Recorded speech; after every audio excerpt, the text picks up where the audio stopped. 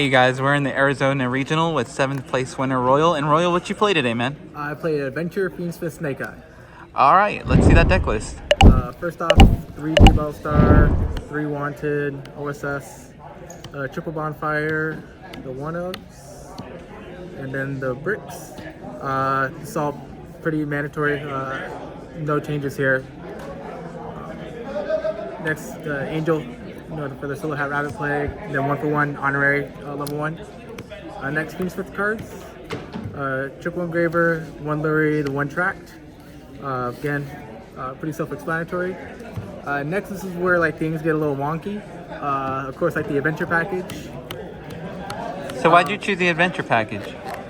I think it's a really good going first and second because like you can set yourself up for an Omni Negate going first, and then going second because like the Dracoback bounce and then as well as like the Wonder Griffin, you can put pressure on the board without really using any of the cards in hand. And of course, like, you activate right. A lot of times, like, I opened up Lurie a lot. Like, Lurie was extremely loyal for some reason. But I activate right, get token, get faithful, normal Lurie, get Draco back, and then this from there, like, go full combo. And if I had wanted, like, it's pretty much game. Hand traps.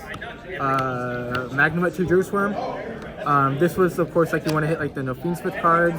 I was also, like, worried about Bell and, being able to have a body on board. And with Juiceworm, when it's set to the grave, send a special summon monster. It's also spot removal. These again, like pretty staple, like pretty like standard. And then like triple droplet and then triple talents. These actually were like MVP. Like a lot of times I saw these like in tandem, it was insane. Like I would just like bait out cards with like the adventure package or start off with engraver or like wanted and. Just being able to, a lot of times I was taking monsters. Like there was times I was taking Flamberge on people's boards, like pushing cards back. Like these cards are just insane. Next, I'll go to the side. I had Nib in the side because like I expected to play against a lot of Tempai today, and like Runic Stun, just because like Arizona for some reason there's a lot of Runic Stun players and Tempai players.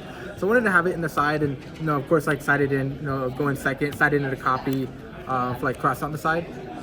Next, this was originally Charmy, Pirellia, but what I found was that I wanted a more high impact hand trap to where like if I had Charmy, oftentimes like people can like still play through it. Like Yubel can still like make a really good board through it. But like one thing I wanted to do is have Droll because I feel like Droll would have a higher impact.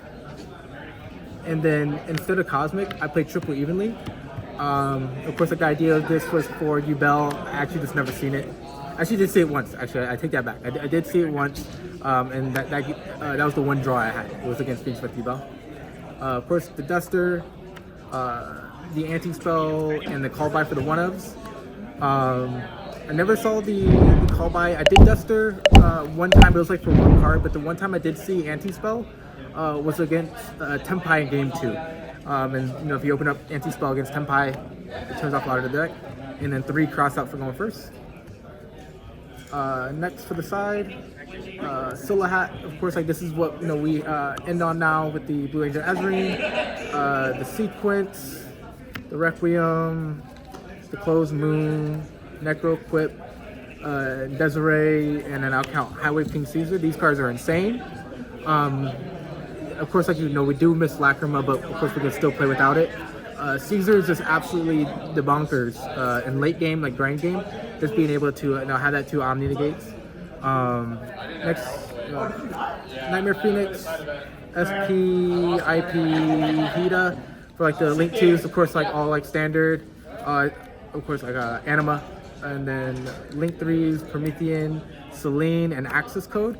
I opted to play this just because I feel like I didn't have enough slots, or like. Not enough slots, but like I really just wanted to play like an Access Code line and like really like push for game. I didn't really miss like the Raging Phoenix Atlantis. In the last round of Swiss today, like I did play against Snake Eye Kashtira Fiendsmith, and I was able to get that 2-0 just because of Access Code, being able to pop and clear the board and talents to droplet. Nice. Anything that you would change with your deck list? I did wish I had room for a Dark Charmer. But I don't know if I do have room because like the Hida play did come up a lot, being able to Hida, take a Poplar or take a Snake Eye Ash and and be able to make full plays, and that does help extend into the access code lines. Overall, though, I was very happy with the list. Nice. And what do you think of the new format so far? I still feel like we're in we're still like in new territory. Of course, like the Fiendsmith Rebel deck is the deck to beat, but I do still feel like there's a lot of decks out there that are that can compete against it. Nice. And before we let you go, any shout outs? Yeah, shout out to Sun Valley Games out in Gilbert, Arizona. Shout out Team SVG, John, Damien, both Alexes. Shout out to my girlfriend Araceli. Shout out to my family. Shout out to everybody that came that I did not mention. Heck yeah, dude. Well, thanks for the deck profile, and we'll see you soon. Thank you, man. Thank you.